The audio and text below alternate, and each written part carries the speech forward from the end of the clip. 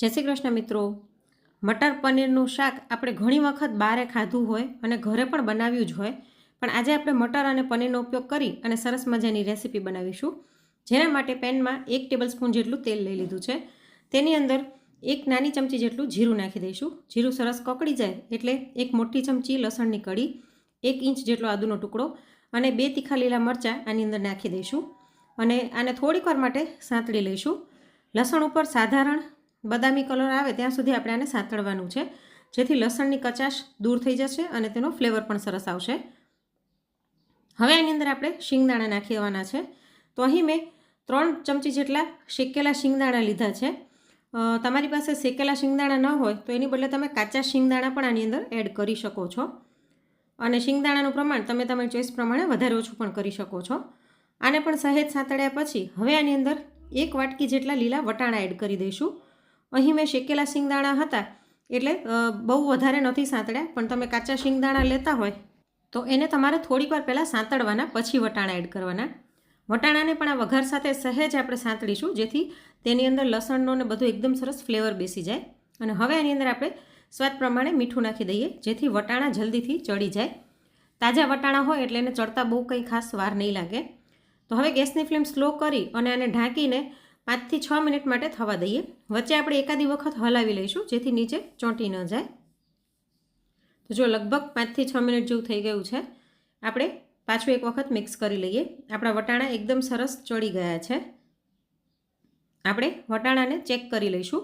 જો તમને એવું લાગે કે વટાણા સરખા ચડ્યા નથી તો તમે એકાદ ચમચી જેટલું પાણી છાંટી અને ફરીવાર એને ઢાંકીને રાખી શકો છો, પણ આ સરસ ચડી ગયા છે। તો આને નીચે લઈને ઠંડુ થવા દઈએ।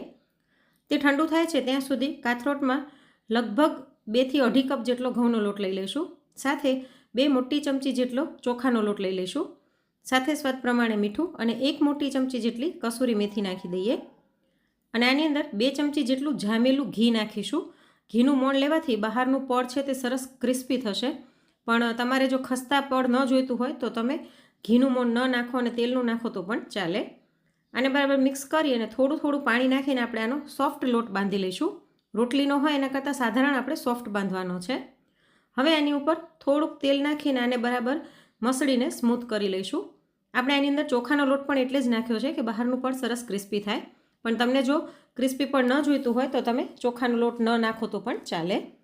તો આ લોટને ઢાંકી અને થોડી વાર સાઈડમાં રાખી દઈએ અને અહીં આપણું વટાણાવાળું મિશ્રણ છે તે સરસ ઠંડુ થઈ ગયું છે। તો હવે આને આપણે એક મિક્સર જારની અંદર નાખી દઈએ અને આને આપણે ચાલુ બંધ કરી અને ગ્રાઇન્ડ કરવાનું છે। એકદમ ફાઇન પેસ્ટ નથી કરવાની, સહેજ અધકચરી થાય એવી આપણે આની પેસ્ટ કરી લઈએ। તો જો અહીં મેં આને પેસ્ટ કરી લીધી છે આવી રીતની।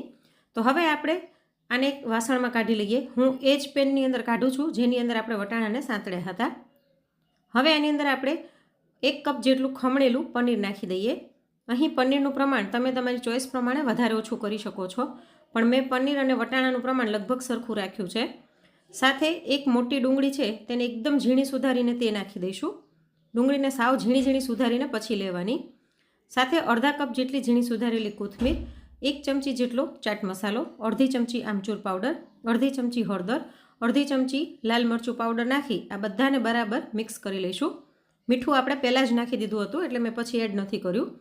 તો જો બધું જ મિક્સ થઈ ગયું છે અને એકદમ સરસ આની અંદર બાઇન્ડિંગ આવી ગયું છે અને છતાં પણ આપણું સ્ટફિંગ એકદમ ડ્રાય જેવું છે। તો હવે આપણે જે લોટ બાંધીને રાખ્યો હતો એને આપણે સહેજ મસળી લઈએ અને આમાંથી એક લૂવો તોડી લઈશું। તો તમે મટર પનીરનું શાક તો ઘણી વખત ખાધું હશે, પણ મટર પનીરના પરોઠા આવી રીતના જો ક્યારેય ન બનાવ્યા હોય ને તો એક વખત જરૂરથી ટ્રાય કરજો। લૂવાને સહેજ કોરા લોટમાં રગદોળીને આને વાટકો જેવો શેપ આપી દઈશું અને તૈયાર કરેલું સ્ટફિંગ મોટી 3 ચમચી જેટલું આની અંદર ભરી અને આને દબાવી લઈશું।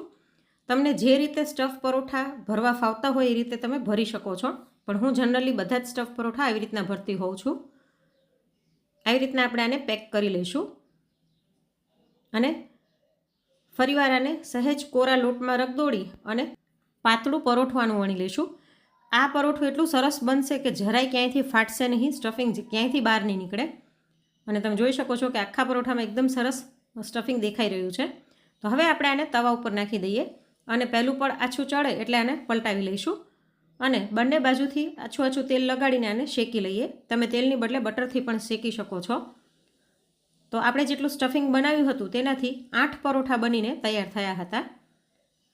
આપણે પરોઠાને સાઈડમાં દબાવીશું ને એટલે સરસ ફૂલવા લાગશે પરોઠું. બંને પણ સરસ ચડી જાય પછી સાઈડમાંથી આવી રીતના દબાવીશું એટલે પરોઠું એકદમ સરસ ફૂલશે. જો તમને દેખાઈ રહ્યું હશે કે પરોઠું સરસ ફૂલી રહ્યું છે, હું તમને નજીકથી પણ બતાવી દઉં. જો એકદમ સરસ ફૂલેલા પરોઠા બનીને તૈયાર થાય છે. તો આવી રીતના ગરમા ગરમ પરોઠા બનાવી અને આપણે એને સર્વ કરી દઈએ. અહીં મેં ટોમેટો કેચઅપ અને દહીંની સાથે સર્વ કર્યા છે, પણ તમે ગ્રીન ચટણી સાથે પણ સર્વ કરી શકો છો અને એમનેમ પણ ખાવામાં એટલા જ સરસ ટેસ્ટી લાગે છે. ગરમ ગરમ પરોઠા ઉપર સહેજ આપણે બટર લગાડી લઈશું અને સહેજ ચાટ મસાલો અને કોથમીર છાંટી દઈએ. બટર લગાડવું ઓપ્શનલ છે, પણ હું દરેક સ્ટફ પરોઠાની ઉપર લગાડતી હોઉં છું, તેનાથી આનો સ્વાદ બમણો થઈ જાય છે. એટલે તમે પણ એક વખત બટર લગાડીને ટ્રાય જરૂર કરજો. અને હવે હું તમને પરોઠું ખોલીને બતાવી દઉં. એકદમ ગરમ છે અને તમે જોઈ શકશો કે આખા પરોઠામાં સ્ટફિંગ એકદમ સરસ ફેલાયેલું છે અને આ પરોઠા ખાવામાં ખૂબ જ ટેસ્ટી લાગે છે. ઇવન ઠંડા થયા પછી પણ ભાવે એવા હોય છે. એટલે તમે ઈચ્છો તો આને બાળકોને લંચ બોક્સમાં અથવા તો હસબન્ડને ટિફિનમાં આપી શકો છો અને રાતના ડિનરમાં પણ બનાવી શકો છો. તો તમે પણ એક વખત મારી રીતે આ મટર પનીર પરોઠા ક્યારે ટ્રાય ન કરી હોય તો જરૂરથી ટ્રાય કરજો. અને આજની આ રેસીપી તમને કેવી લાગી તે કોમેન્ટ કરીને જરૂરથી જણાવજો. અને જો રેસીપી ગમી હોય તો લાઇક કરીને વધુમાં વધુ શેર પણ કરજો. અને આવી જ અવનવી રેસીપી જોવા માટે ચેનલને સબસ્ક્રાઈબ કરવાનું ના ભૂલશો. જલ્દી જ મળીશું એક નવી રેસીપી સાથે. Thanks for watching.